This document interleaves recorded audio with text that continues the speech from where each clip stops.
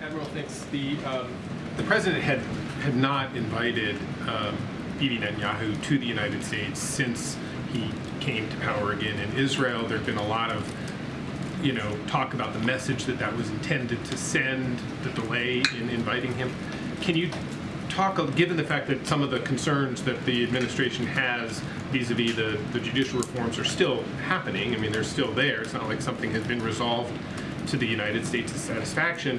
Can you talk about what went into the decision, or what the president's thinking, or the president's advisors thinking about finally extending an invitation and saying, yes, we want you to come here to the United States? Everybody's getting focused on the invitation and the meeting. And again, there will be a meeting here in the United States sometimes in the fall. But for the president, it was this was a phone call that he and Prime Minister Netanyahu had actually been trying to get on the books for some weeks, and he just came back from travel. And Prime Minister Netanyahu had some issues he had to deal with back home, and so it just the call fell today.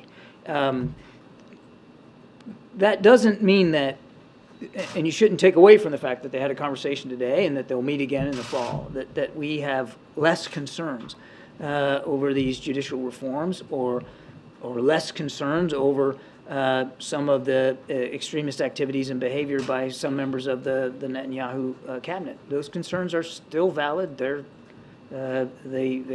disturbing. The president had a chance to reiterate, as I said in my opening statement, our concerns about all that in his phone call with the Prime Minister. And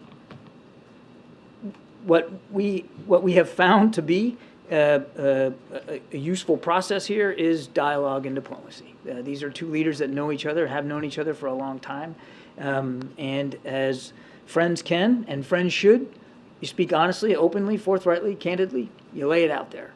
And President Biden has done that. He's done it publicly with respect to the judicial reforms, and he'll continue to do it in his conversations with Israeli leaders. So we shouldn't read anything into the fact that he finally relented and said, yes, we'll meet face to face. He believes that it was the appropriate time to have a conversation with the Prime Minister with respect to our relationship, which is a strong relationship. And he believed it was the right time to talk about meeting with Prime Minister Netanyahu sometime in the fall. Good, Jim.